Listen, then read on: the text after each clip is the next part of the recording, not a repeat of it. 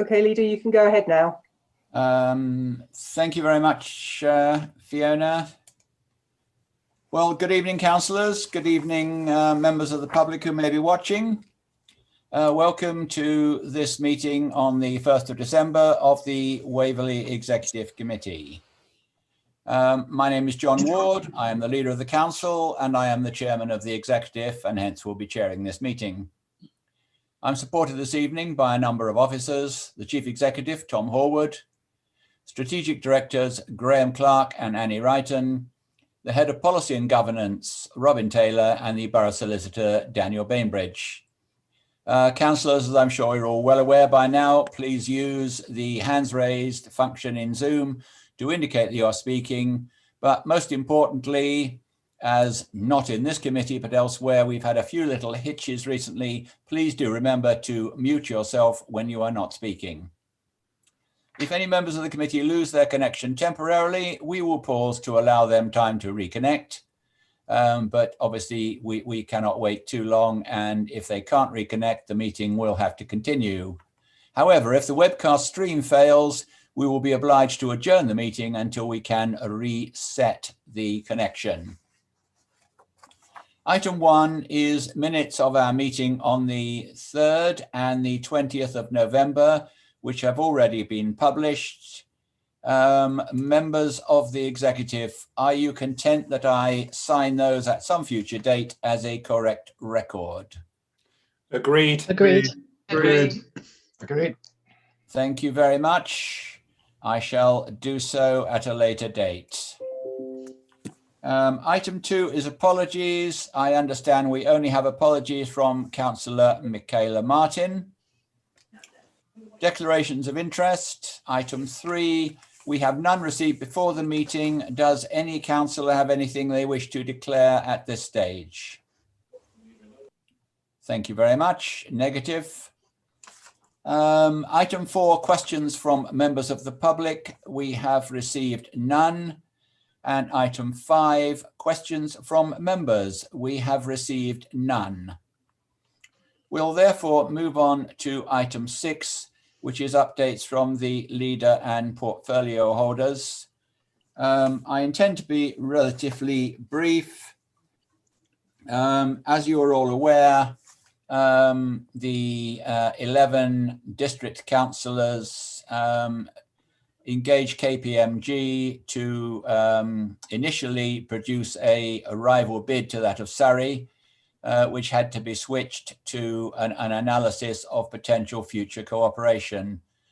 That report is almost ready for publication, and I hope it will be out in the near future. It seems from the initial draft that it has some quite strong recommendations of cooperation between various councils. But as soon as we get it and as soon as we can, we will make it as generally available as possible. We're dealing with the Boundary Commission later, so I will not say anything on that. Just to say in advance of the actual KPMG meeting, KPMG report arriving in its final form, we are undertaking the initial discussions with our neighbouring councils to see what we can do to basically save costs, but most importantly, improve the services to our residents. As soon as the report is published, we will come back to councillors with something much more definite on that score. That really is about all I wanted to say up front. So I will ask portfolio holders if they have anything they wish to put on agenda, put on the public that are not on the agenda. Firstly, Councillor Merriweather. Thank you, Leader. Good evening, everybody. Two things. I can announce that the property acquisition that we agreed on the 20th of November was completed today. And since then, on the 25th of November, the government has announced its spending review. We're still digesting that. It focuses quite heavily on one-off measures, particularly to counter COVID, and delays some of the structural measures that we've been waiting for some time, particularly with regards to retained business rates. And it also reduces, we hope, the public works loan board rate. But as I say, we're still digesting that. And when we come to it a little bit later on in the agenda, the medium-term financial plan we're running with the numbers that were included in the agenda pack before the spending review was announced. Thank you. Thank you, Councillor. Councillor Williams. Just one thing, Leader, and that is that Surrey County Council last Friday at the Planning and Regulatory Committee voted by the narrowest of margins on the second occasion, following a year of distraction and delay, to object to the proposal to drill for hydrocarbons in Waverley in Dunsfold.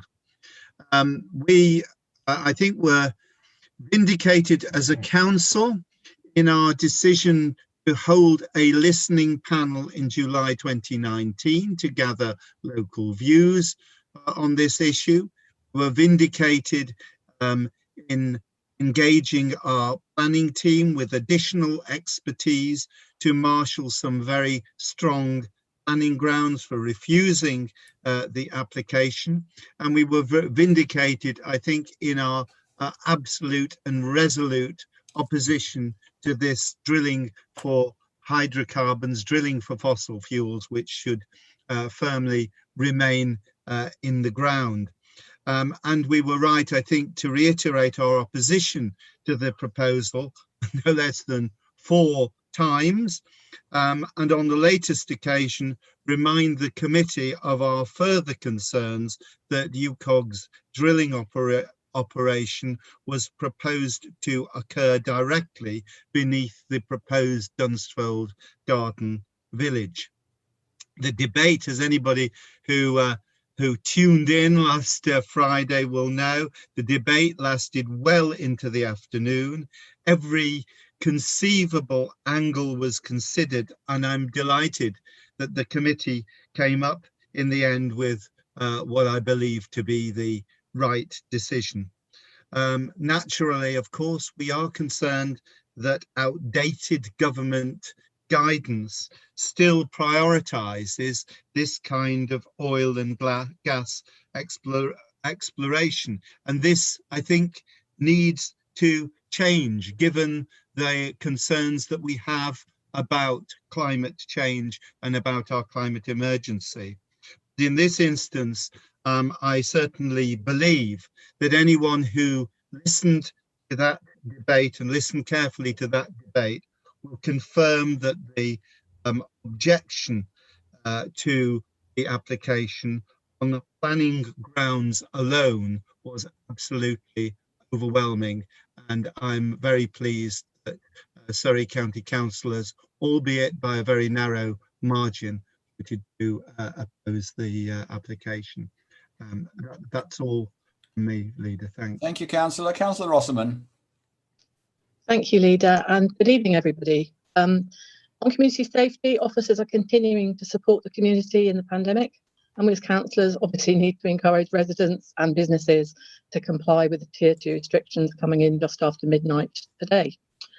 With housing, reference to the procurement of the housing maintenance contract, the spec and associated documents and data preparation is ongoing, and I'd like to recognise the work and outcomes of the Housing ONS Committee review, which have been adopted into the contract specification. In terms of housing delivery, officers have also met with ONS to draft a scoping document for the Housing Design Standards Review, which is scheduled to be undertaken in January 2021. And I'm also pleased to report that work is progressing well with the next sites at Oxford Ridge. Lastly, the government has released its social white housing paper, and with it a set of new measures to better measure the sector against and to give residents a greater voice. Unfortunately, whilst many of us were hoping that as part of the paper the government would invest in social housing, one line in the release dampens those expectations somewhat, with a continued focus on ownership seemingly staying. It says the white paper reaffirms the government's ambition to provide social housing residents with more opportunities to own their own home by right to buy and the right to shared ownership for housing associations in new grant-funded homes. We can but hope that might change. Thank you. That's all, Leader. Thank you, Councillor. Councillor MacLeod.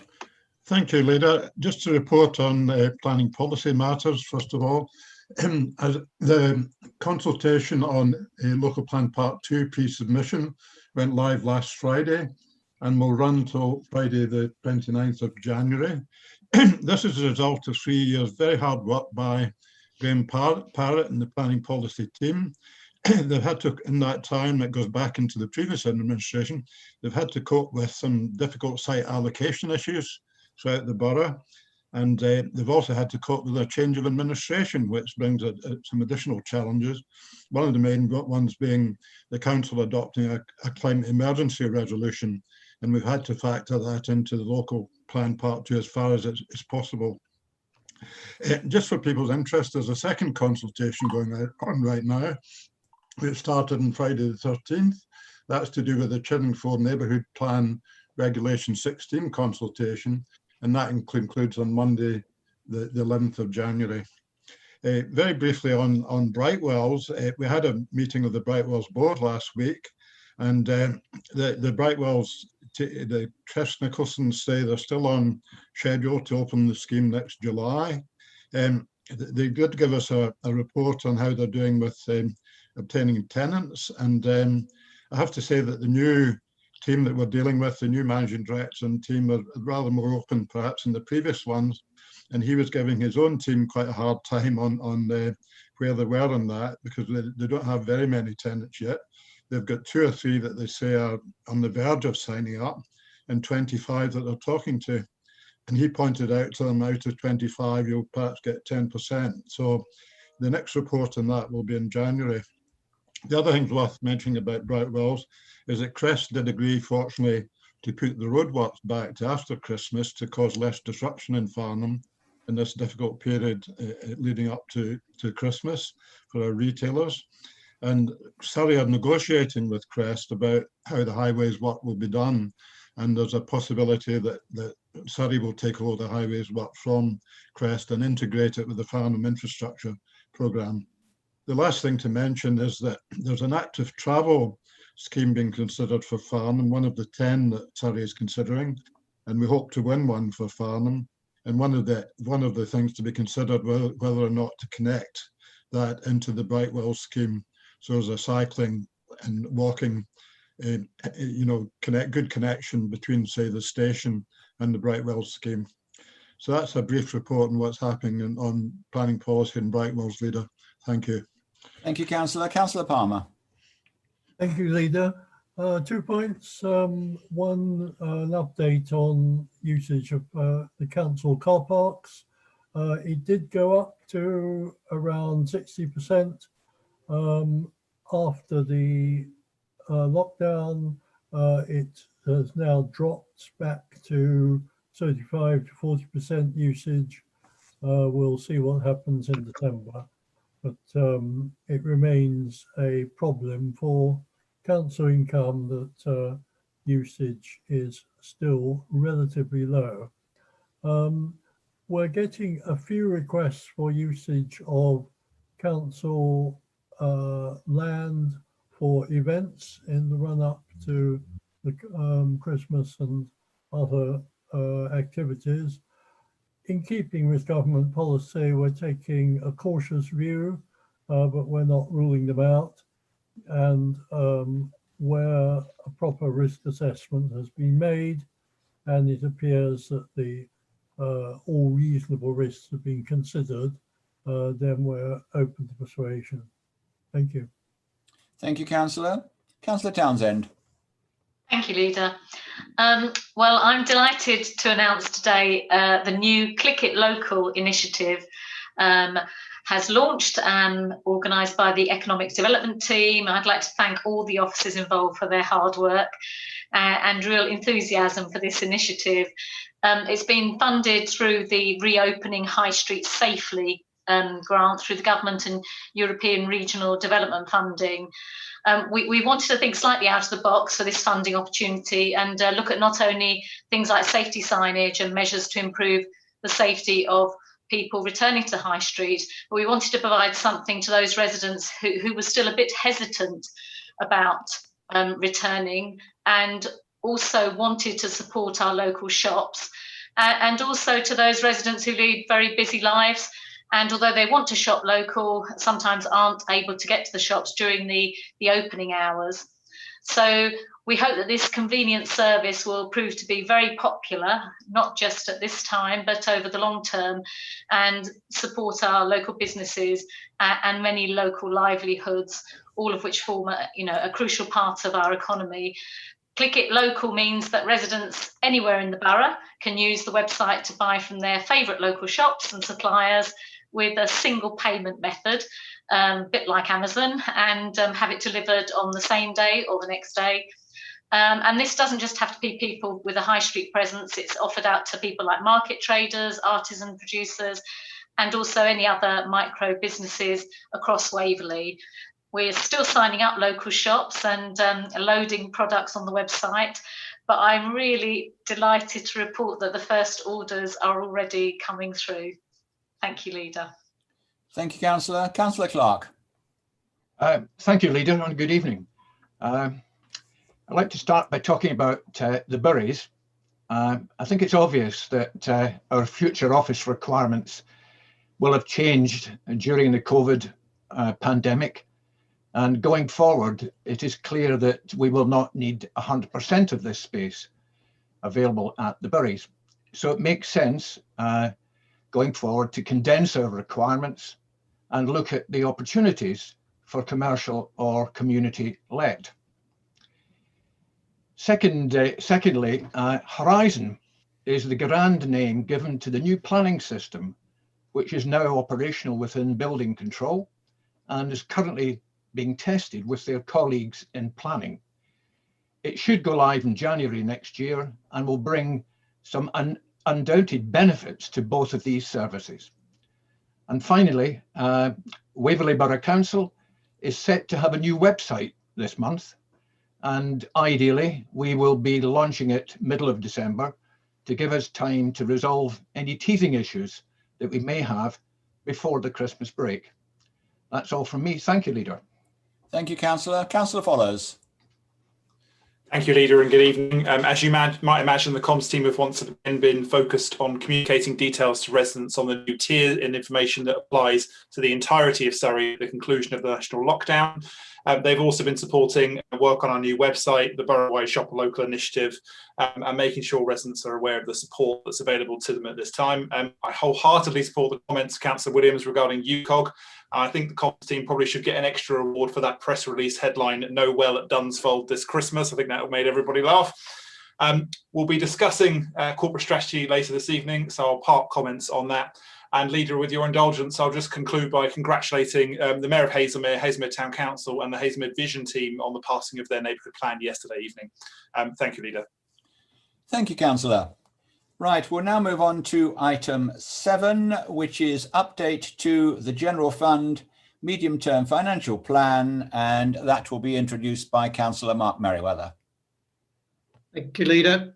So I'll just share this up on the screen, and hopefully you can see that. So as I said earlier on, this paper or this analysis was done before the spending review, so it is still subject to that, and you'll find the detailed report on pages 7 to 24 of your packs. So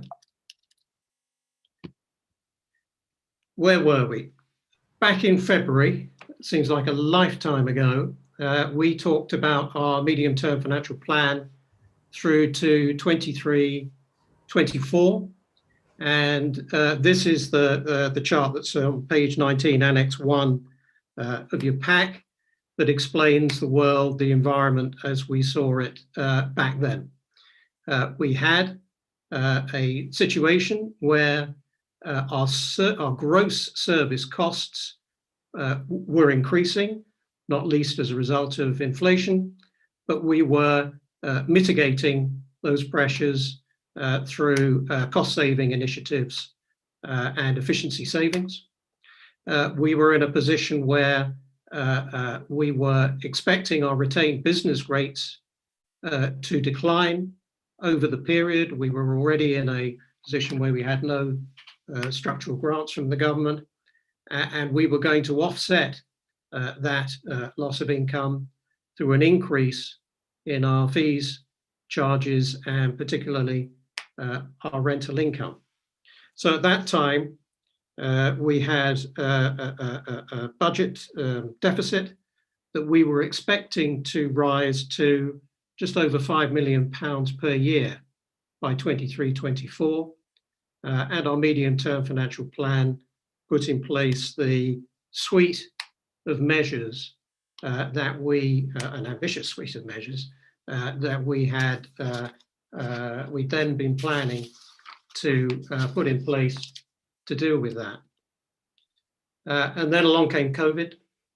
And so as you can see from this slide, we near as damn it fell off a cliff. So we had a situation where our income, particularly leisure centres and car parking revenue, evaporated during the first lockdown. We incurred additional costs, which we mitigated in our contingency revised budget. And we did receive some government grants here. The cost reduction grant, what is not in here at the moment, is the lost revenue grant, because even though we've made our first application, we've not received that.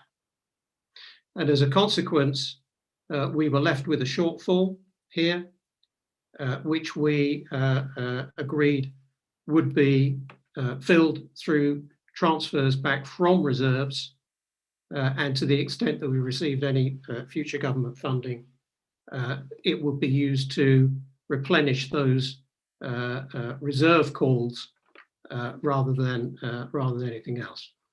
So when we agreed the contingency revised budget, we also agreed that come December, we would update the council on the medium-term financial plan, not only for these 3 outstanding years all the way through to 23-24, but we've also rolled it forward to 24-25.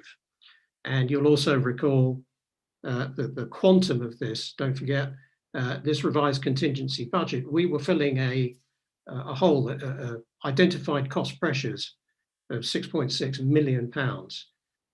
And we've mitigated that through over £1 million of additional cost savings on top of what was already in our budget, the 1.5 million grant from government, and the 3.9 million transfers from reserves. So in your packs, again, at Annex 1 on page 17, you have tables that describe the pressures that we've been facing on one side and the additional measures that we've been putting in, that we've identified so far to deal with them on the other side. And of course, that particular analysis also rolls us out that additional year through to 2024-25.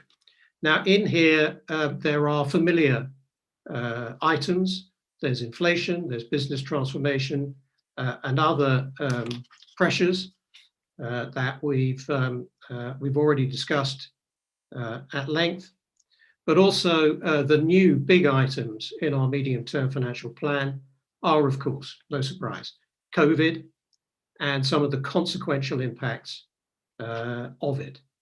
And what you'll see here is not only are we talking about big numbers, COVID, for example, we expect it to have additional cost pressures of us of around £2.8 million, but it's the timing and how all these pressures are jammed up here in the next year or two. They are not spread out over the medium-term financial plan, which gives us much less time to deal with them than our normal 4-year horizon. We're expecting, because interest rates are so low now, that we will not be receiving the Treasury management interest that we normally do. And one other thing for next year is we have put in an income volatility provision. I'll come to it a little bit later on, but one of the biggest issues we face at the moment is uncertainty. We don't know what the next normal is going to look like, and whether anything will recover to where it was. And we've considered it prudent to put in a provision for that kind of volatility. And just to put that into context, of course, £1 million is only 8 weeks worth of our income from our normal sources. Okay. So what about the measures? Well, we've again, what we've started to do is to revisit the suite of measures that we'd already identified back in February. So these line items, the business transformation, procurement, property strategy, and so on, are all ones that are familiar. But at the moment, we have not moved on to flush out yet how much more they can deliver, or what other measures can be put in place, or how much extra money that we can generate from them. So at this stage, we still have unresolved shortfalls over the medium-term financial plan period. Next year, that's £2.96 million. It declines in the following year to 2.17, and as the impact of COVID hopefully dissipates, that shortfall does decline over the remaining medium-term financial plan period. But over those 4 years, it does mean that on top of what we were already doing back in February, we have to find another £7.98 million based on our current assumptions. And of course, those numbers will undoubtedly change, because we live in uncertain times. We live under a cloud of uncertainty. And one of the biggest uncertainties, more so than when we looked at it back in February, is that of funding. In terms of COVID-specific funding, we estimate at the moment that we will, in this year alone, only get about half of the support compared to the promises that were made by government at the outset of the first lockdown. We've also agreed, as I said, that if we do get any further government support from the lost revenue grant, that will be used simply to replenish the reserves that we have drawn down on in our contingency revised budget. And as far as other measures are concerned, we are still digesting, as I said, the statement last week from the government. But we still face structural funding issues. The fair funding review, which was going to trigger the decline in our business rates, may be delayed, but that still doesn't deal with the structural issue that we only get to keep 5% of the business rates that businesses in Waverley pay. £36 million a year is siphoned off for central government and Surrey. And as to other structural measures, we are in the dark. So I'm going to leave it there. Leader, thank you very much. Unless Peter or Graham want to chip in anything I've missed, I think otherwise the report speaks for itself. I'm grateful to all of the team. I think we all are, for the tremendous amount of work that they've putting into this on top of doing their normal day jobs. And of course, I'm very grateful to all of the members of the VFM-ONS for their contributions, and the other individual councillors who've reached out independently. Thank you very much. Thank you, Councillor. Right, I have two names down to speak on this. Firstly, Councillor Mulliner, please. Thank you, Chairman. I have one brief comment. I was on the ONS committee, so I'm familiar with this, and we all appreciate the extraordinary situation we find ourselves in. My reason for speaking is just to draw attention to a remark in paragraph 1.3 of page 7 of the pack, which refers to Waverley having very limited general fund reserves. Now, I'm not going to impute any particular reasons behind that choice of language, but I think it would be appropriate to point out that our general fund reserves have followed a strategy over many years, going back to when the Conservatives resumed control of the council in 2007, and among other things, took the view that under no circumstances should we use reserves to subsidise revenue unless some emergency actually happened. And over the time they were in power for 12 years, that didn't happen. And what we did with reserves was to ensure we had 12 weeks of council tax income protected, and that's what the general fund reserve of 3.2 million is, fully agreed with the auditors and with the officers. And so the fact that they are very limited is only true in the context that no one was expecting this degree of financial strain imposed by a pandemic, costing us so far £7 million. I think otherwise that comment, very limited, is or could be misleading. And perhaps the next time a document like this comes out, it could be nuanced in some way to indicate there was nothing unusual in our reserves position before the pandemic hit. Thank you very much. Thank you, Councillor. I now have Councillor Hyman. Thanks, Chairman. Yes, I do appreciate and recognise the hard work being done by officers and by the portfolio holder too. And of course, this is an extremely difficult task. It's very difficult to make assumptions, but we have to do that, and we just have to hope to some extent. But there's a lot of hard work going on, I know. Nevertheless, I am very concerned that come next February, councils will be blind to the economic reality, that the hardship faced by residents, and will impose the highest possible rises in council tax based on claims that we have no option. And there will obviously be an element of truth in that. But that claim would only be true if we, councillors and officers entrusted with the funds, do everything we can to minimise the council tax precept. And as I say, I appreciate the hard work being done to reduce costs and waste in many areas of council business, and a number of the portfolio holders are working hard on different elements, I know.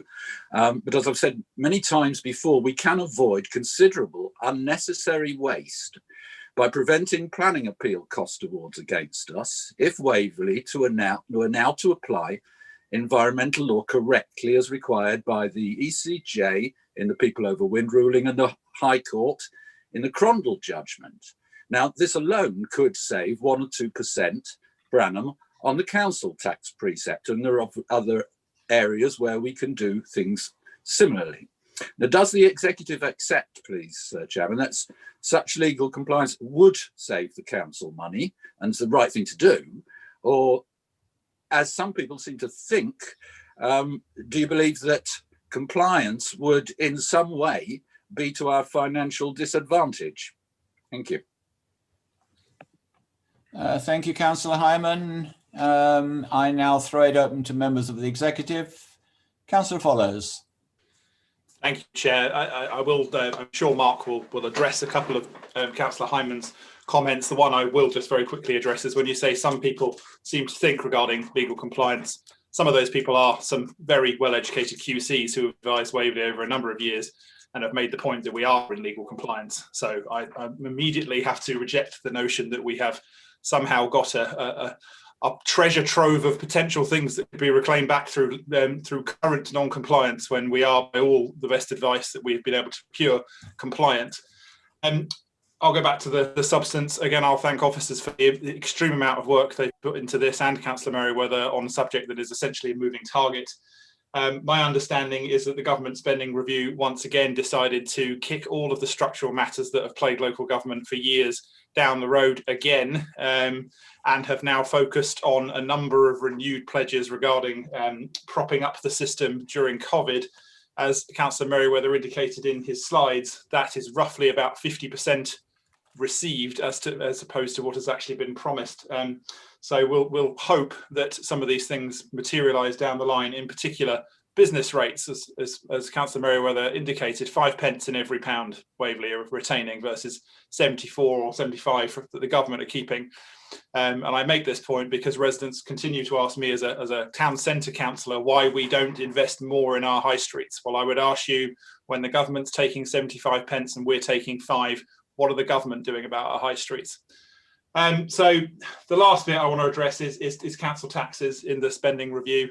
My understanding was that in the spending review, there is a definite inference, if not actively spelt out, that the government believed that we should tax our residents back to financial solvency, something I fundamentally disagree with.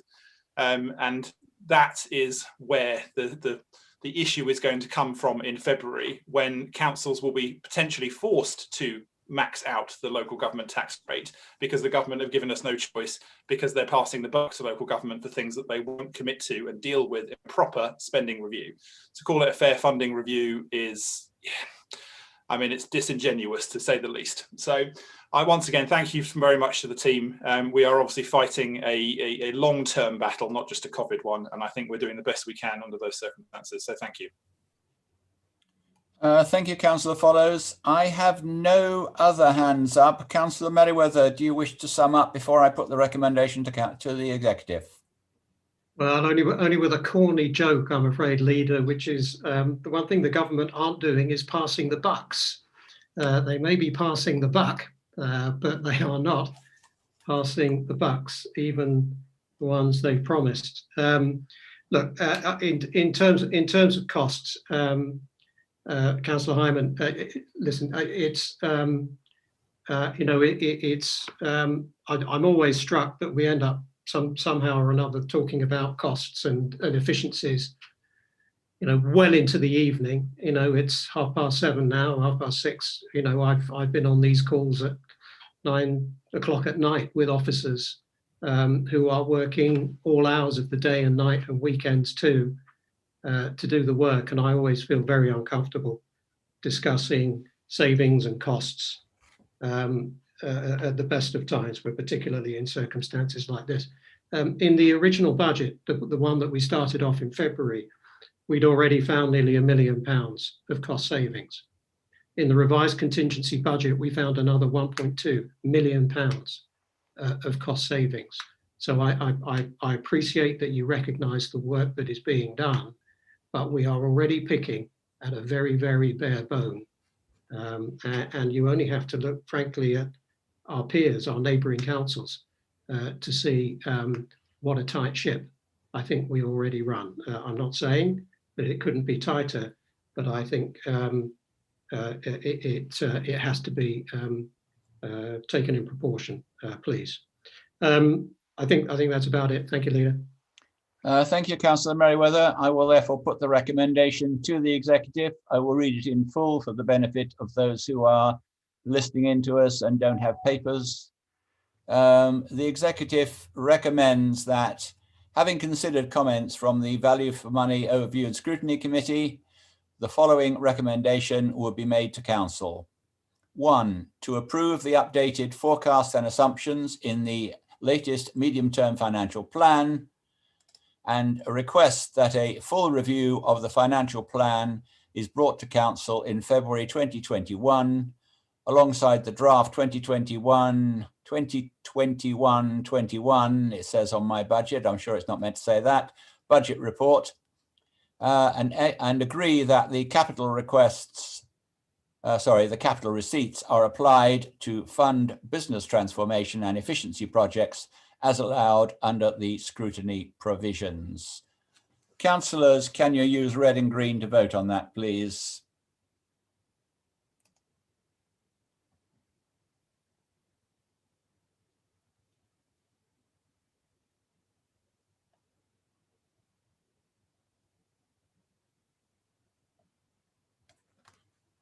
I'm only counting 7 at the moment.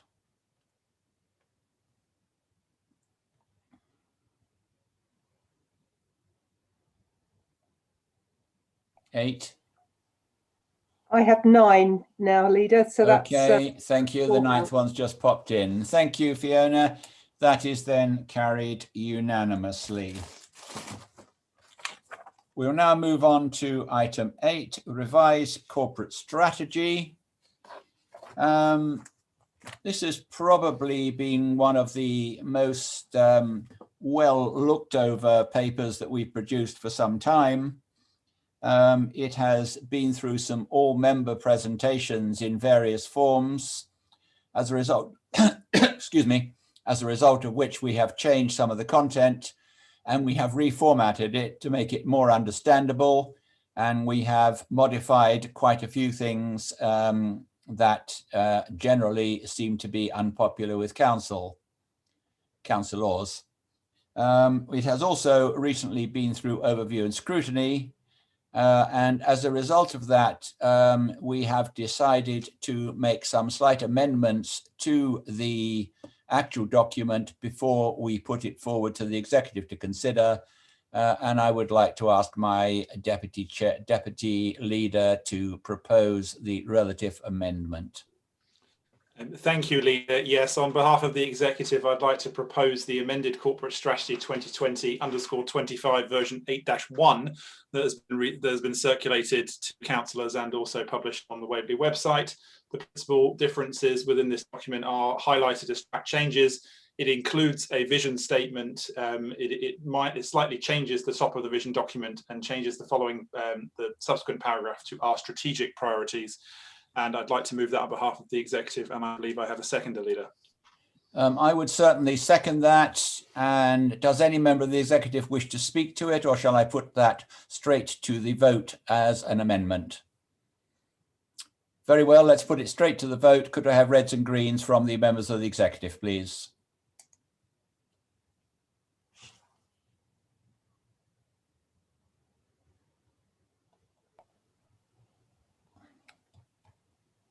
I think I have 9, Fiona.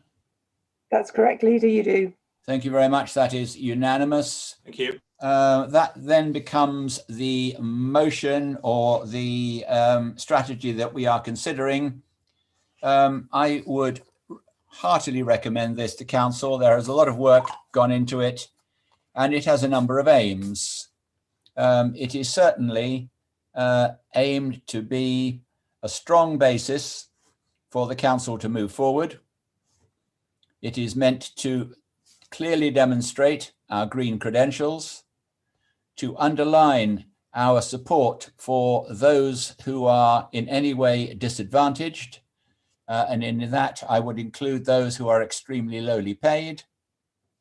It is a very caring document, and clearly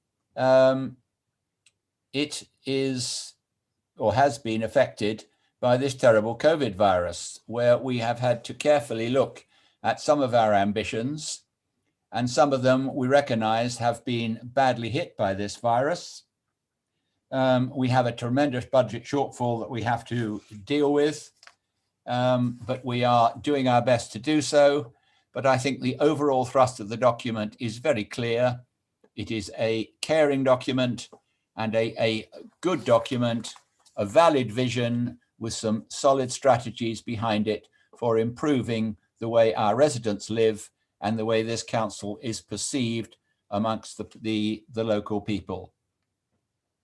I have 2 speakers on this before I call members of the executive. I have Councillor Richard Seaborn first.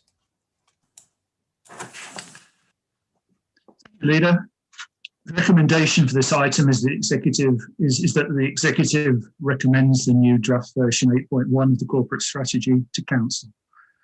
With one exception, which I'm happy to acknowledge because it was something I supported. As far as I can see, the content of Annex 1 is otherwise identical to the draft put before each of the 4 overview and scrutiny committees for consideration and comment over the last 3 weeks. On page 26 of your papers is an incomplete list of comments and suggestions from those committees. If the executive is to recommend the draft as set out in the online update to Annex 1, would you be so kind as to explain the point of inviting 34 backbench members of those 4 committees to invest time and effort in reviewing this much improved draft strategy if their input is not to be used? I fully appreciate that this draft incorporates feedback from the earlier rounds of consultation, but the strategy is now in a significantly different form and so warranted the extra review and scrutiny. The very first bullet of the updated vision says that the council is an authority which promotes and sustains open, democratic and participative governance. That being the case, I look forward to hearing how the views of those 4 overview and scrutiny committees will be incorporated into the final draft before it goes to council. Thank you, Leader. Thank you, Councillor. I now have Councillor Hyman. Yes, thank you, Chairman. It's the changes, as Councillor Seaborn has said, are much appreciated, and I would very much hope that we are all able to support it at Council in a couple of weeks' time. Obviously, it's extremely difficult to have any sort of vision for the future that could be considered to be realistic in the times that we're in, and I think it's certainly headed in the right direction, although of course there is some truth in what Councillor Seaborn says, and I don't think you'll be pretending that it's perfect yet. The fine words, of course, mustn't be belied by our actions, and the Deputy Leader's response to my question, which hasn't been answered in the last item, appears to misunderstand the fact that the courts have determined that the best advice he speaks of has always been wrong in respect of the interpretation of WANSI and the Habitats Directive and other environmental law determinations. The lawyers have always been wrong. Well, you only have to read the National Planning Policy Guidance on AA in order to see that quite clearly. And I think that the denial is quite ridiculous in the circumstances. Any responsible person would realise that the position that I'm constantly being given is totally untenable. So I do think that if we've got these great words in the corporate strategy, we must not belie them with our actions. Thank you, Chairman. Thank you, Councillor. Executive, the floor is yours, and I have a hand up from Councillor Follows. Thank you, Leader. So I will just start by saying thank you to all the officers who worked on this and put quite a lot of time into it, and in particular Robin and Louise for everything you've done and for helping us through this. I am also grateful to all of the ONS committees for their comments, as well as those councillors who attended the workshop. And I do think it's slightly disingenuous to label something as untransparent and not reviewed by backbenchers when it's been through quite so many incarnations of the ONS. I've attended every single one of those, regardless of how long they lasted, and regardless of how much the chair of each ONS wanted to actually include me in the discussion or not. I attended every single one so they could ask me questions and have an open debate on it. Some of you, and I will say Councillor Seaborn, you did choose to engage me, and that was very, very constructive. Some did not.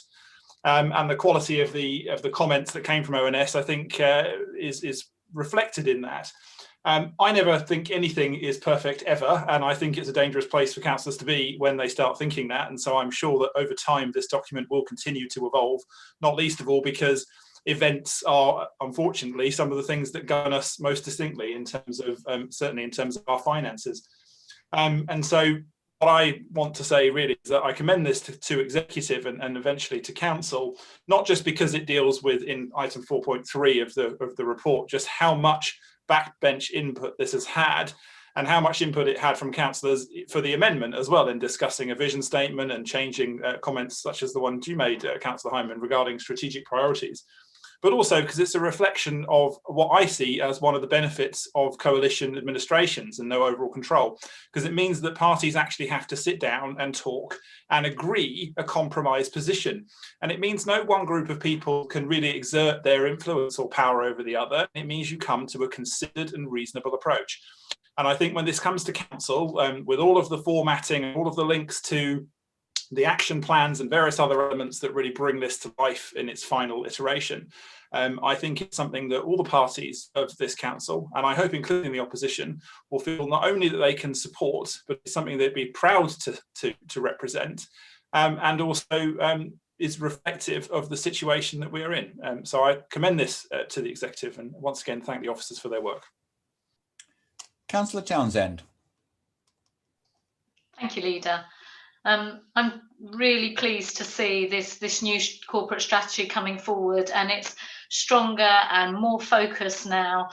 And I would say to members that, you know, this isn't just a list of what we might like to do going forward. This is actually things we are already delivering and that we will continue to deliver. I'm very glad to see our commitment once again to the open and participative, can I just about say that, sorry, government. And we are doing that, and we are always open for members to come and speak to us, and that's been reiterated time and time again by other members of the executive as well, and as well as extending, last time we met, you know, again requesting that members of the opposition please join the Property Investment Advisory Board, and extending that opportunity out once again. And the fact that we have committed again to our strong, resilient local economy as well. Again, we are doing this, we are implementing it already. You know, the economic development team is working really hard. They are meeting, they are embedded across the borough. They are meeting with Chambers of Commerce, the EN3 LEP. They're meeting with our business leaders. We're meeting with commercial agents. We are really working hard to deliver that strong economy. And we also, within this corporate strategy, we also commit to our open spaces as well. And I cannot tell you how, over this time of COVID, how important those green open spaces have been to people. And the fact that we are providing access to those spaces and providing those spaces, and we are continuing to commit ourselves to the maintenance of those spaces, is something that I very much support. And our leisure industry as well, you know, it's facing unprecedented pressures on it.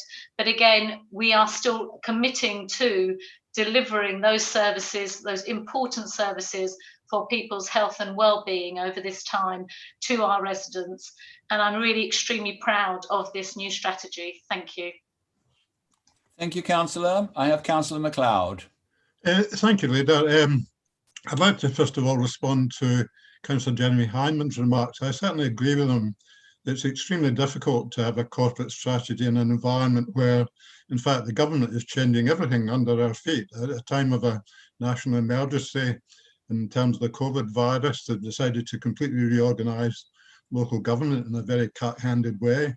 And they've decided to completely change the planning system for some reason. So I agree with Councillor Hyndman's remarks there. But I have to actually take issue with his remarks that he made earlier, and he repeated in a different way this time, that we would actually save money by having fewer planning appeals if we went along with his advice on how to deal with certain planning applications. If we go against the advice of our own officers, our own legal department, and in fact external legal departments, I think we'd find ourselves in a great deal more appeals than we're currently in, and we'd lose most of them. I don't see a circumstance in which the planning inspectorate would start agreeing with us if we followed Jerry's advice, I'm afraid to say, however much he believes it's the right thing to do. I don't see this as a method of saving costs, Jerry, I'm afraid. We'd finish up with more appeals and more appeals that we'd actually lose. That's my comments, Leader. Thank you. Thank you, Councillor. I have Councillor Merriweather. Thank you, Leader. Can I just echo Andy's comments there, Councillor MacLeod's comment there about the environment that we're in. You know, we are in an environment where the government at times seems to be doing everything it can to hinder us rather than help us. They move the goalposts, they tie our hands behind our backs, and we have still issued a strategy document which, based on the discussions I heard at ONS, I heard lots of lectures about grammar and spelling and other trivia, but I didn't hear too many substantive complaints about the actual policies. So I'm going to take that at face value to say that I'm pleased that everybody agrees with the general approach we are taking, even though they might not particularly agree with the way we've spelled it out, literally. Thank you, Councillor. Councillor Williams. It's just echoing Councillor Merriweather's comments. It's not the grammar or the punctuation that actually attracts me. It's what actually leader you described in your introduction, which is the fact that it is caring. It actually cares about the people of our borough, and it's actually built on a very, very strong vision. I think there has been an enormous amount of work that has been put in to put flesh on the bones of the vision statement, which we drew up shortly after we were elected as an administration. And when I read the vision of Waverley in this document, I do feel proud to be a member of an administration which spans no less than 4 different political groupings, and is much stronger because of that, because of the dialogue and because of the sharing of values that actually goes on at our regular executive meetings. I think the themes that I see coming through this corporate strategy are themes which are very close to my heart, and I know it's shared by the entire executive, and they are themes of sustainability and social justice and prudency. And that, I think, is essentially what crystallizes our goals as an administration, and that's why I'm proud to support this. Thank you, Councillor. I have Councillor Rosamond. Thank you, Leader. Well, we're at a time of shifting sands, not just with central government issuing consultations and white papers like confetti, but with our county council making a power grab as a unitary. The social housing white paper, as I said earlier, has missed the point completely because it's, again, tapping into you've only got a right if you own your home. It's important that in our vision for Waverley, we're committed to housing to buy and to rent for those on all income levels and not just those that can afford a house. So I'm very proud of this strategy as being part of the executive. Thank you. Thank you, Councillor. I have no more hands up from the executive. Just to round up, I think that this is a good forward-looking strategy put forward in very, very difficult times. I understand Councillor Seaborn's concerns and desires that perhaps more of the recommendations of ONS would have found their way into this, but we have changed this document enormously since its inception by listening to things from the All Councillor Review and listening to the ONS. Nothing is perfect, but I think this is as near perfection as we're going to get in these very troubled times. And I shall therefore put the recommendation to the executive, which fortunately is quite short. It is that the executive recommends the corporate strategy as set out in Annex 1 to Council for adoption at its 15th December full Council meeting. Can I have green or red, please, members of the executive?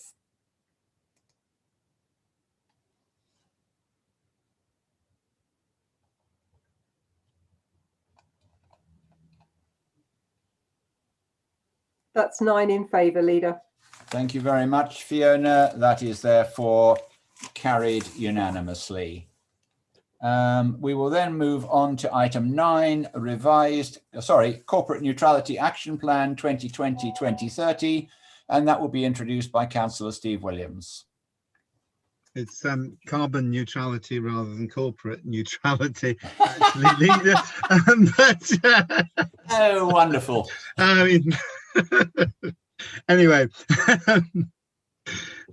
at this point, I do want to thank our sustainability team of officers for all the work they've put in on the documents that you've got before you today. as well as the enormous amount of work already accomplished to move forward many of the important actions to get our carbon footprint down as rapidly as possible in the current year. However, I also want to thank all councillors who have engaged with us in developing this plan, including Overview and Scrutiny Committee, Environment, and many other councillors too. I also want to thank all council officers for what they have done so far to ensure that our work to tackle climate change and reduce our carbon footprint has permeated everything that the council does, from housing to waste to economic development to leisure to procurement to planning to land use, and to how we interface with other councils, government, agencies and the private sector. When we tackle an emergency, and we know this from the experience, the sad experience of COVID and that emergency, we have to be single-minded and determined and do everything that can and should be done, and that applies to our climate emergency too. Our carbon neutrality action plan sets out our strategic goals, and it's the very least that we need to do to ensure that we as a council do everything we can as part of a global movement to avoid the utterly catastrophic events which will ensue should global temperatures rise by more than 1.5 degrees above pre-industrial levels. And our climate change and sustainability strategy, which, as well as recognising the need to reduce borough council emissions and carbon emissions across the borough, sets out a strategy to mitigate the impact of impending climate change, which is going to happen even in the best case scenario. So cutting carbon emissions may in some senses, in some respects, have financial costs. However, the costs of mitigating unchecked climate change are utterly eye-watering. And so we have to contribute to the mitigation of that. But on the issue of the costs of carbon reduction in our action plan, some of the actions we do need to take require financial investment, but also pay dividends in financial terms. So, for example, through energy saving, as well as reducing the carbon footprint. Other actions may cost, but will provide co-benefits. So facilitating active transport has benefits on public health from the activity itself and as a result of improving air quality. And we've tried to make this clear in this version of our plan, as well as those actions which may not much reduce borough council emissions, but will leverage massive carbon benefits in our area. And we want to continue to reshape our carbon neutrality action plan as it's currently laid out in response to rapid rate of technological change, but also in response to what Waverley residents believe should be happening. And in our public consultation exercise, we found that 93% of residents felt that climate change was important. And for that reason, we are committed to establishing a climate assembly so that citizens of Waverley can examine the issues, examine the evidence, and help us to unlock those actions that we need to take to move forward to becoming a net zero carbon borough by the end of the decade. So while we're proposing an internal governance structure, we are simultaneously proposing an extension of public engagement through a process of deliberative democracy. And I was delighted to be elected as a Green Party councillor to get green issues and get climate change onto the agenda at Waverley. And I want to thank all those across our broad coalition and across the political spectrum who have risen to the challenge that climate change provides for us and have supported this strategy and this plan, and will continue to support it as we move forward into the next decade. So thank you, Leader. Thank you, Councillor. I have two speakers on this item, and the first one is Councillor Stephen Mulliner. Thank you, Leader. I do recognise that this action plan has changed a bit, but I listened to Councillor Williams' words, which strike me as being heavy on aspiration, heavy on what might happen in the future, but I am concerned about what we can do in the next couple of years, and I remain distinctly cautious. In the indicative action plan, there are 45 short-term actions, which only 6 have any numerical cost attached to them. The rest are all indicated by a varying number of pound signs. The 13 medium-term actions have no costs, and neither do the 3 long-term actions. Those perhaps more understandable. But I do urge that we take it far more seriously, that we find out what we're actually talking about. And when it comes to trying to improve or reduce the carbon emissions of our housing stock, then the cost of that need to be faced and understood, because we are talking about tens of millions of pounds. And if the truth is that unless we get government support for that, we can't do it, we should be honest about it. But cost, to be honest, Leader, is the easy part. What I find even more difficult to become excited about is the fact that we have so far not managed to get any clear ideas as to what the carbon savings are. There is no good in talking about it if you can't even put a broad number, an order of magnitude on it. What I do recognise, and I'm pleased to see it because Councillor Seaborn and I both pressed for it, is that the carbon impact has been made slightly more realistic by changing the high carbon impact, the H that's on Annex 1, third column, was before a 10 to 25% reduction in council's emissions, which is frankly completely unachievable and fantastical. That's been reduced to 5 to 10%, and as far as I can tell, there are only 2 such items on the entire list. So I would like to say that I am also pleased to understand that there will be at least 1 extra person working with the 2 officers already involved. I think we need more.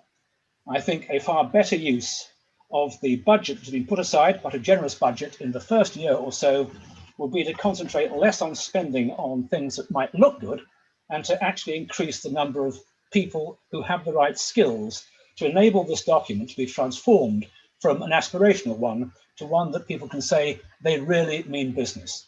Because at the moment, I must be honest, if I look at this without supportive eyes, I think these guys are simply talking the talk. There's no evidence they're going to walk the walk. I would like to see change over the next year, and dramatic change at that. Thank you, Leader. Thank you, Councillor. I now have Councillor Seaborn. Thank you, Leader. Let me start by acknowledging the significant improvement in the action plan relative to the version that went out to consultation. Asked to speak in order to flag some concerns that I'll be worrying about when the plan is brought to council. Firstly, conclusion 7.4 in the covering paper includes the statement that the consultation feedback reassures that climate change and its impact is important to the majority of our residents. With little under 1,000 responses, representing just over 2% of our households, it's totally incorrect to state that the views gathered apply to the majority of our residents. No demographic data are provided, so the conclusion applies to an uncategorized group of respondents. And I don't wish to put them down in any way. They've done the right thing by responding, but we actually don't know what their persuasion is.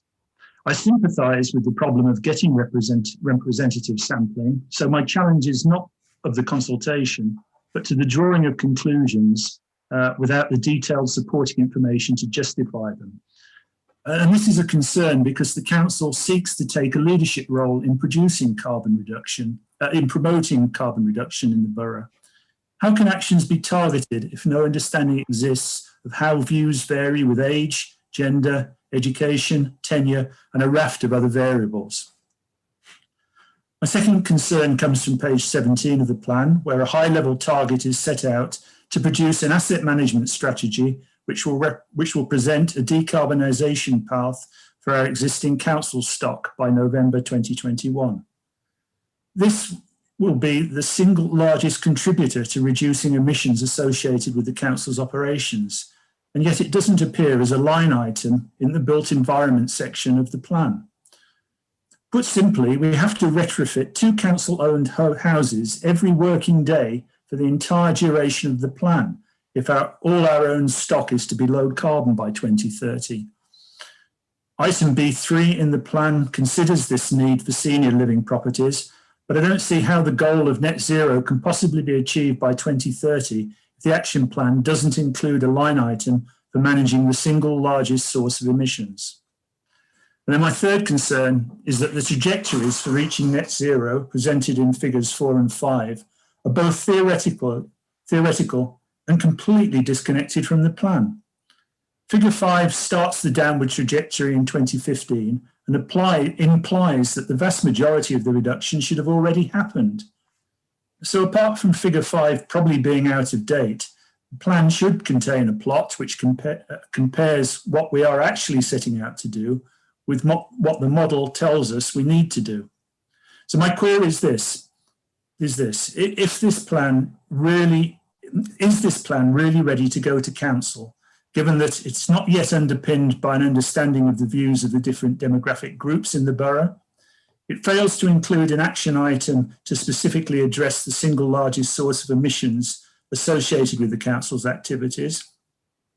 And it fails to show the real trajectory of emission reduction based on the plan's actions, and which includes a modelled theoretical trajectory which is both out of date and probably nowhere near correct as we head into 2021. Thank you, Leader. Thank you, Councillor. Members of the Executive, I have Councillor Follows. Thank you, Leader. And I think, just to use Councillor Williams' word, I think our cross-party alliance has risen to the challenge, and more than that, I believe it's our duty and a moral imperative that we do it. And if not for the elections in 2019 going the way they did, one thing I am absolutely sure of is that we wouldn't be discussing this at all. And so I'm very pleased that we've given councillors like Councillor Seaborn and other members of the opposition who clearly are knowledgeable about this and care about this a chance to discuss something and contribute to something that they would never have managed to bring forward had the elections not gone the way they did.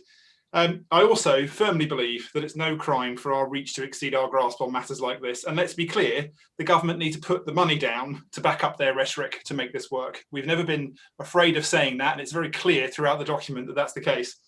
I'm very pleased to see the co-benefits articulated in the plan, and also the reflection of the public consultation, which I believe was the second most responded to public consultation at Waverley, despite the restrictions that COVID put in place. And I know that will continue. I know it was because it was commented on there by Councillor Seaborn. It's interesting that a consultation on a bylaw under the previous administration at the tail end only had a handful more respondents to this, which was described as the resounding support of residents.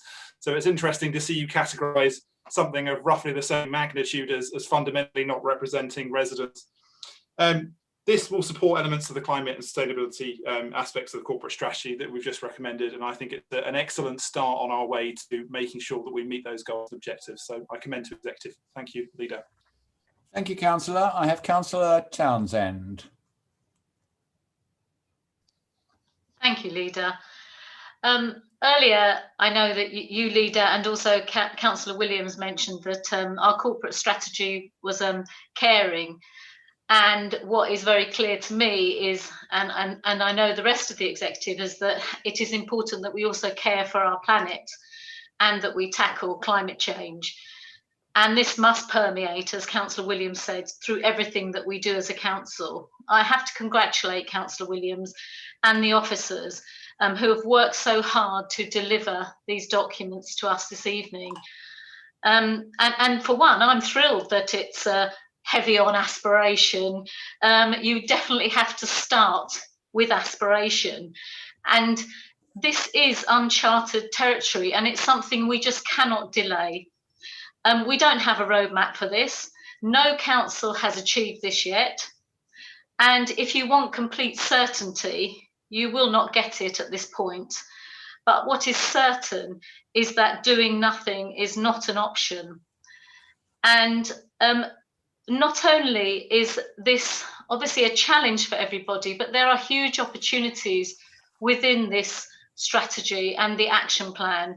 I myself was at the Surrey Hills Symposium the other evening, and I was so excited at the opportunities. Surrey Uni there was talking about their satellite, high resolution satellite imagery, and how they are actually managing to plot and map habitat.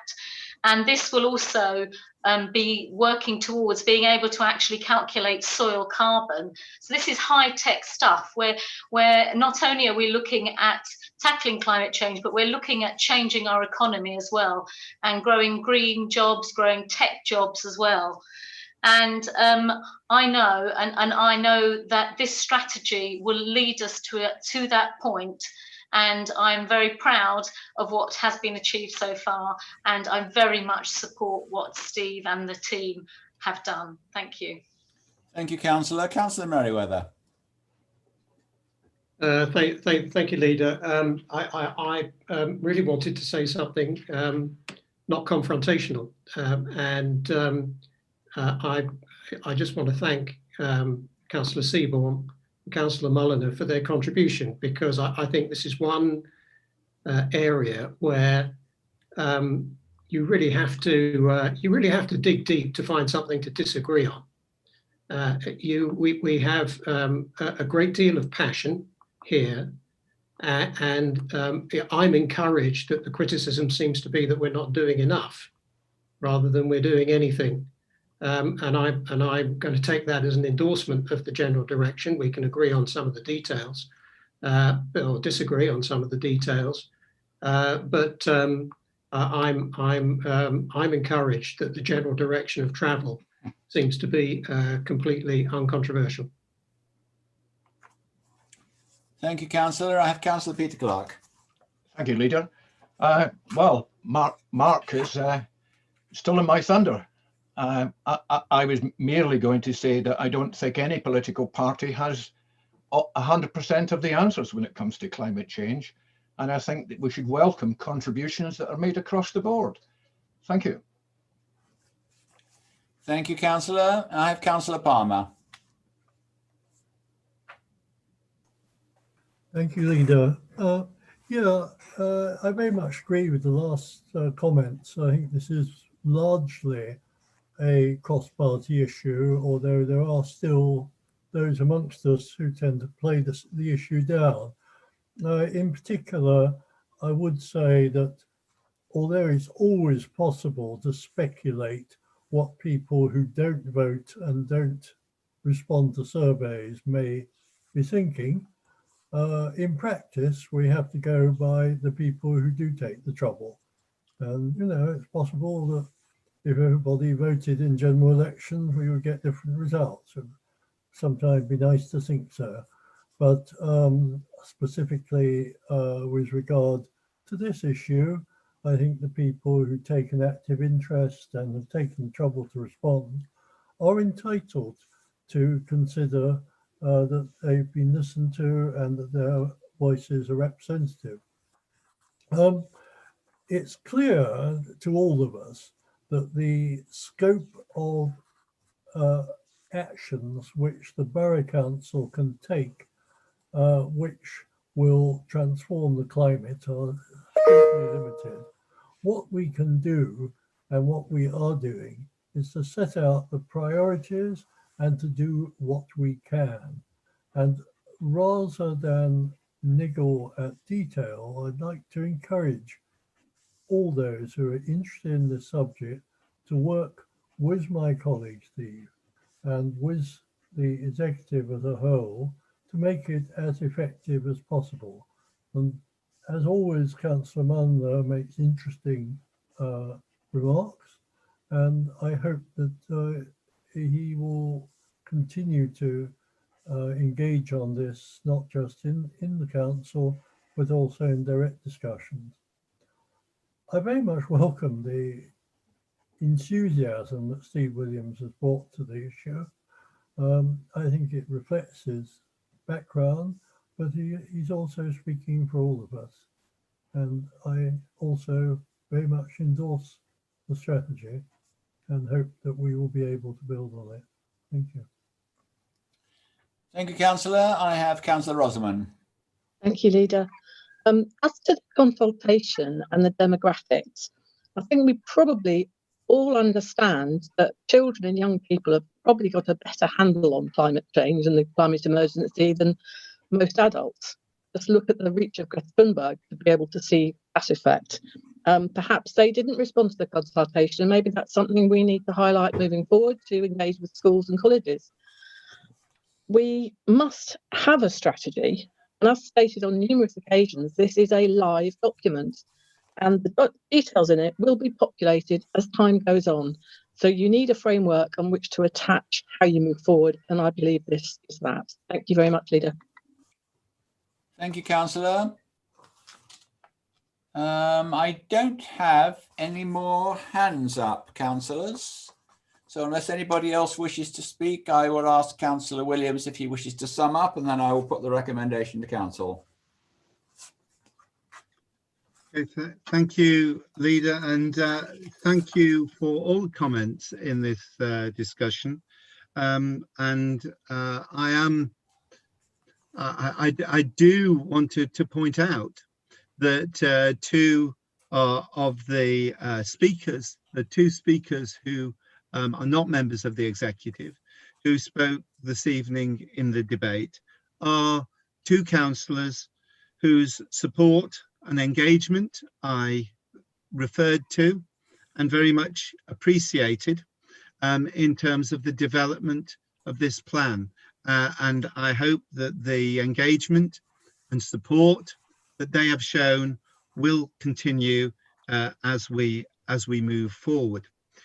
It may be that the tone has changed a little bit in the forum of the executive as opposed to the more measured discussions in overview and scrutiny.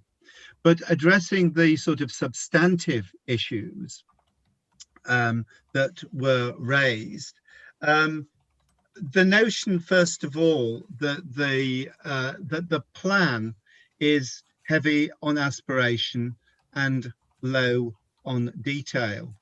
I believe that it is not perfect at this point.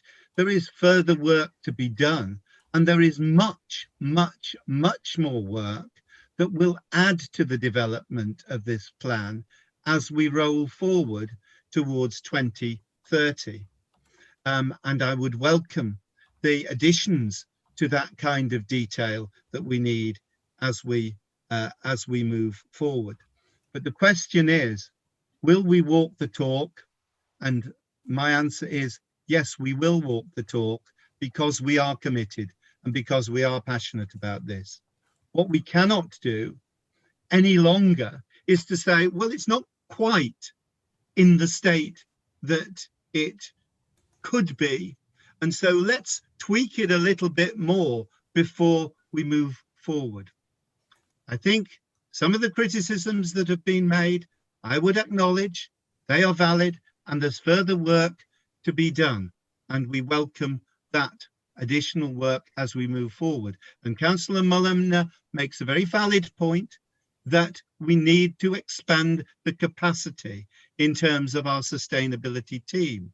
It is unfortunate that we had zero capacity in terms of a sustainability team when we actually started out as an administration. And we now, I think, have got the consensus across the council that we will build on this and we will move forward.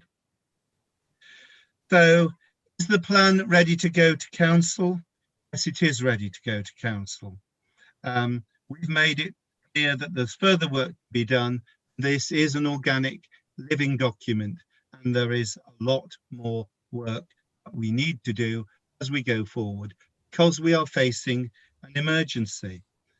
I think particularly presenting the the carbon neutrality action plan alongside our climate and sustainability strategy is actually significant. It is important that we see that what we do to mitigate the catastrophic impact of climate change is set in the context of our contribution to bringing down emissions in order to minimize devastation that global warming can bring. And so what I would urge members of the executive to do, and the wider council to do when this comes to council, is not just support this with your votes, support this with your actions, and support this with your contribution to the council as we move forward. Because as I said at the outset, responding to the climate emergency, working towards carbon neutrality is something that should impinge on every action we take and everything we do as a council, because this issue is far too important for any petty political differences that we may have. Thank you, Councillor. I will therefore put the recommendation to the executive, which I will read in full for the webcast. It's recommended that the executive, firstly, approve the final strategic carbon neutrality action plan 2020-2030, which is attached as Annex 1, including the high-level targets within it, and acknowledge that it will be an evolving document. Secondly, approve the final climate change and sustainability strategy in Annex 2. Thirdly, endorse the governance structure proposed, including the membership of the Climate Emergency Board. And finally, note the responses within the consultation summary, which is attached in Annex 3. Members of the executive, can I have red or green on that, please?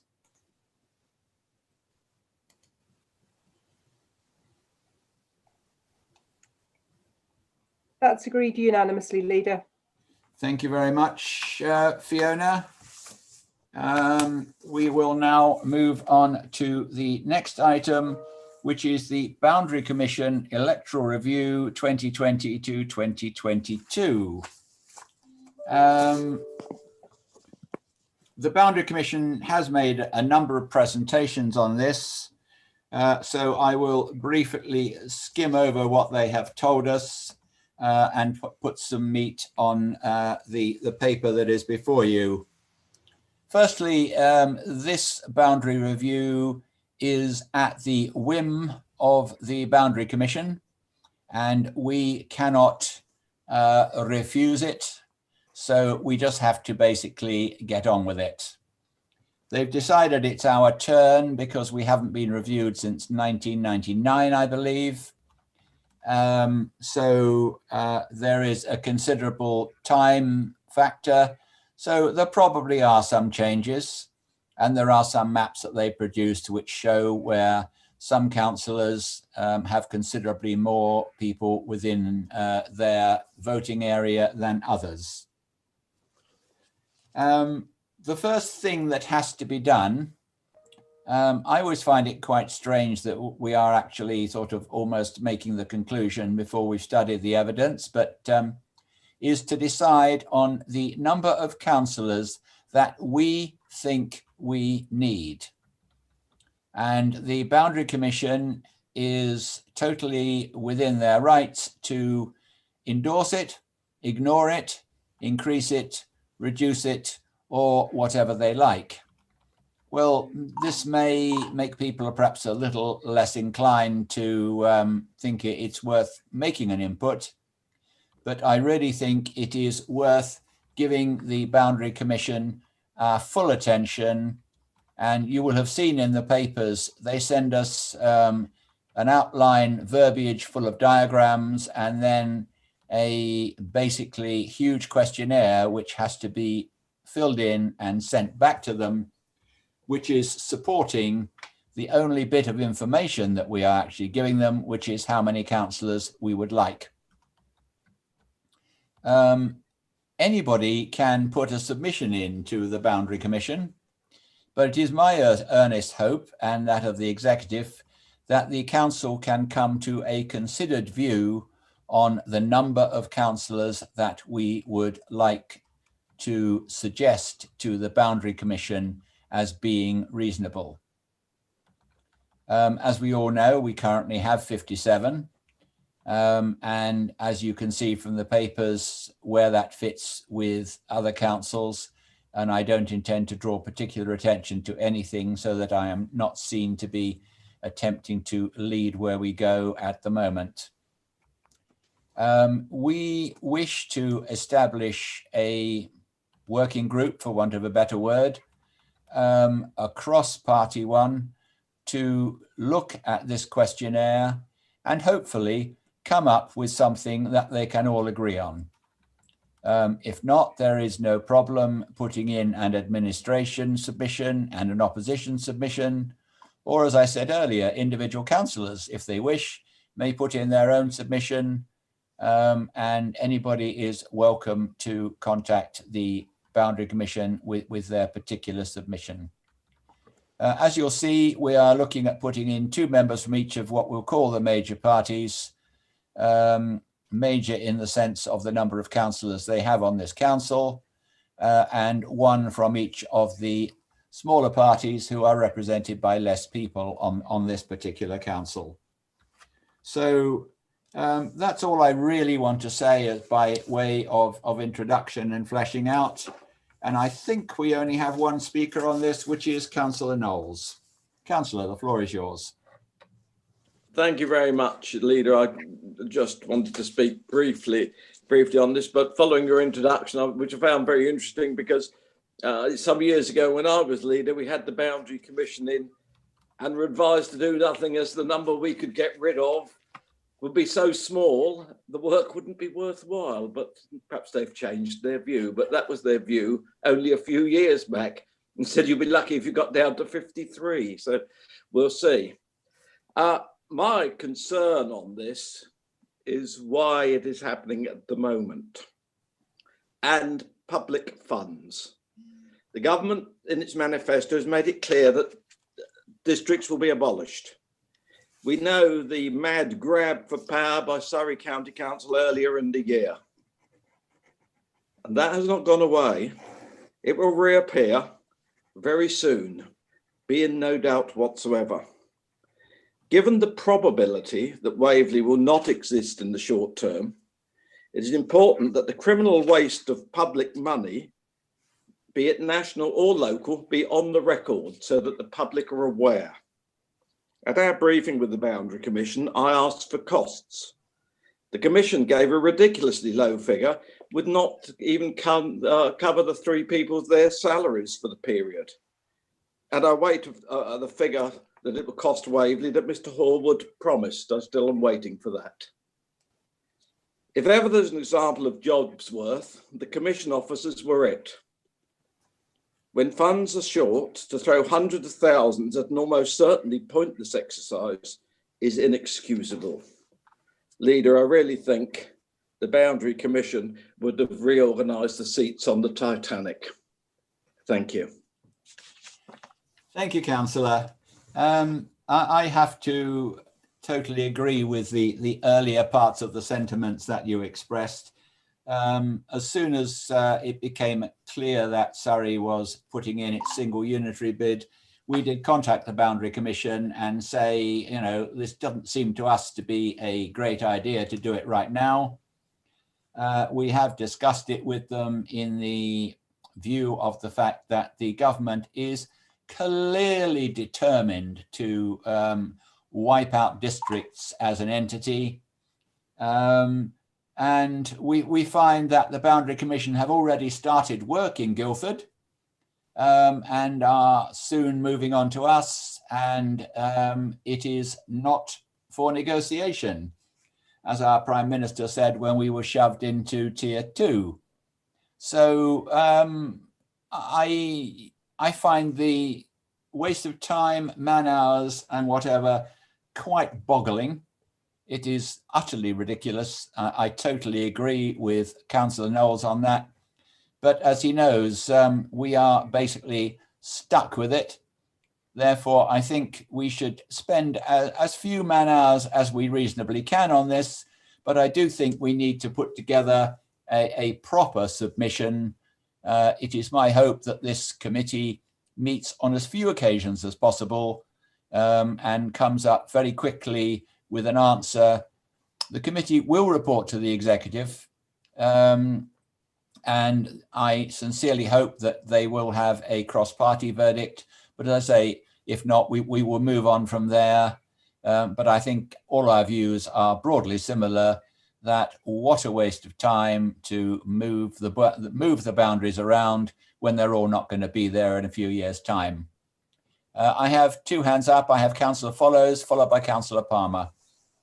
Thank you, Leader. And I also want to agree not only with your comments, but also of Councillor Knowles. I do think this is a flagrant waste of money at a time where we probably don't want to be doing it.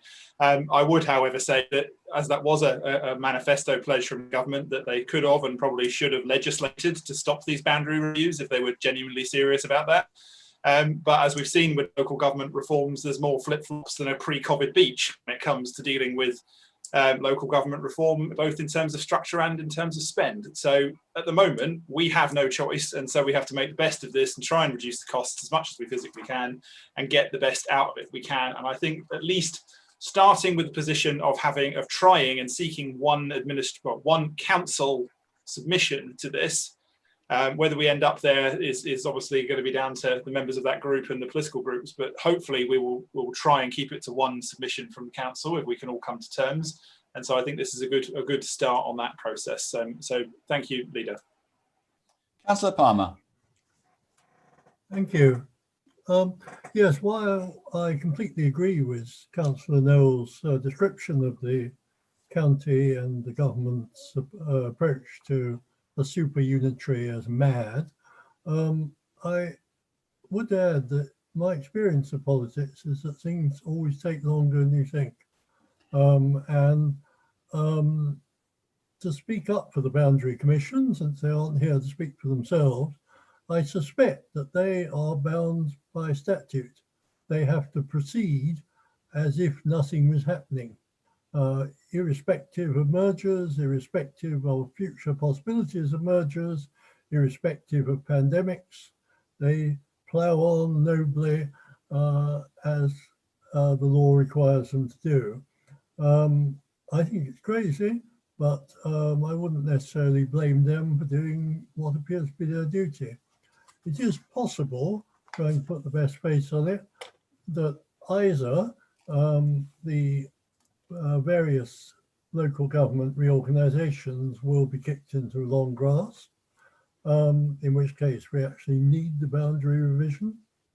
It's also possible that the boundary revision discussions may in some way inform the later discussions of electoral divisions within any hypothetical unitary. Yeah, I think we all broadly agree, but we have to proceed on the basis of the law as it is, rather than the law as we might wish it to be. Thank you, Councillor. I have no more hands up from the executive. I will just add one thing before I put the recommendation to the executive, because I know it's dear to Councillor Knowles' heart. We did actually ask them if they were going to look at any outside county things in their boundary commission review, and if those sort of things could be considered. And I thought that was particularly apposite, as they are actually looking at Guildford at the same time. And we all know that quite a few of us see possibilities of, as we say, merging or getting together with outside county places as quite desirable. And the answer was a definite and very firm no. The county boundary is a wall and that's it. And they're only looking at things, the borough boundary is a wall and they're only looking at things inside the borough. However, with that cheery note, I will put the recommendation to the executive, which is that the executive firstly approve the setting up of an informal working group of councillors containing 2 representatives from the 3 larger political groups and 1 from each of the smaller political groups, nominated by group leaders, together with 1 independent councillor.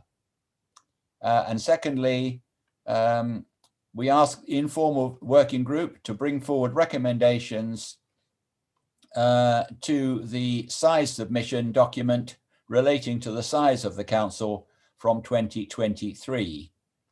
So the next election will go ahead under the, well, no, it will go ahead under the new regime for consideration at the executive's February 2021 meeting at the latest. So the executive can in turn make recommendations to the full council for debate in February 2021 meeting. So what is basically saying is we want it done before 2023 and the boundaries will probably change for the next election, but by how much probably depends on how many councillors they add, subtract or ignore. With that, can I put that recommendation to the executive, please? And can I have red or green?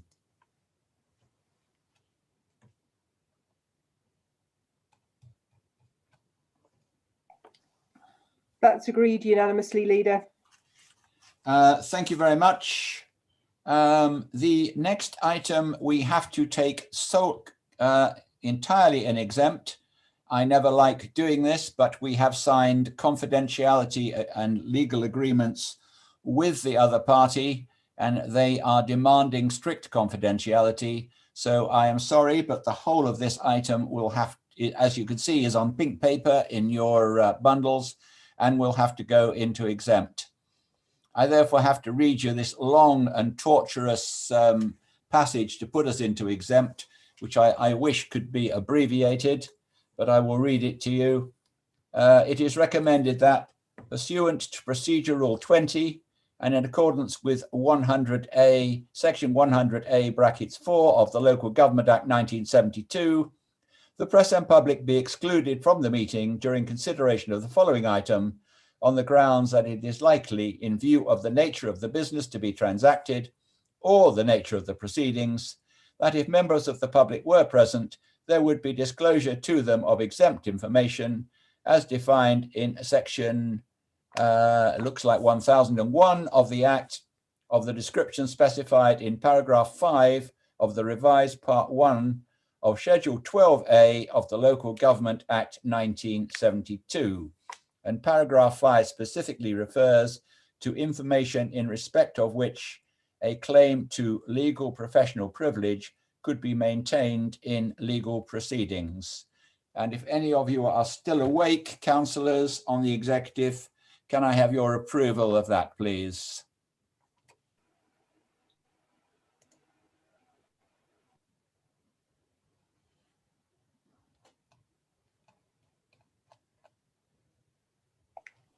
That's agreed, Leader. Thank you, Fiona. Could you then cut off the webcast, please, and inform me when we are in closed session?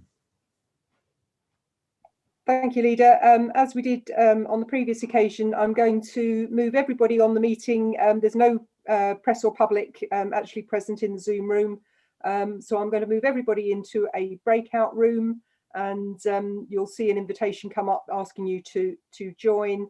And the webcast will continue showing a slide that says that the meeting has gone into exempt, and there's no sound that's broadcast at all as well. So if you just bear with me for a few seconds. Thank you, Fiona.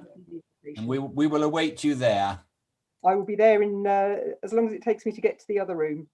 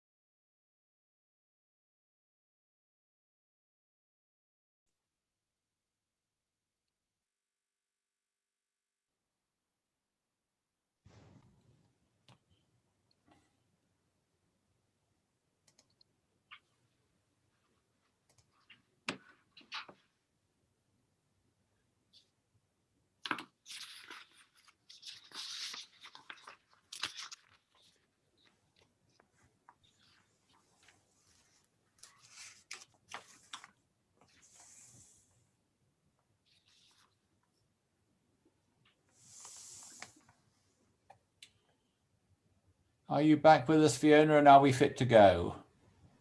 I am, Leader, and you are fit to go. Thank you very much. Welcome back, ladies and gentlemen who are watching remotely. We have passed certain resolutions in exempt, and we are legally barred from revealing those at the moment. So I have to just formally put one recommendation to the executive, which is that the executive agree the recommendation set out in the exempt papers. Can I have red or green, please?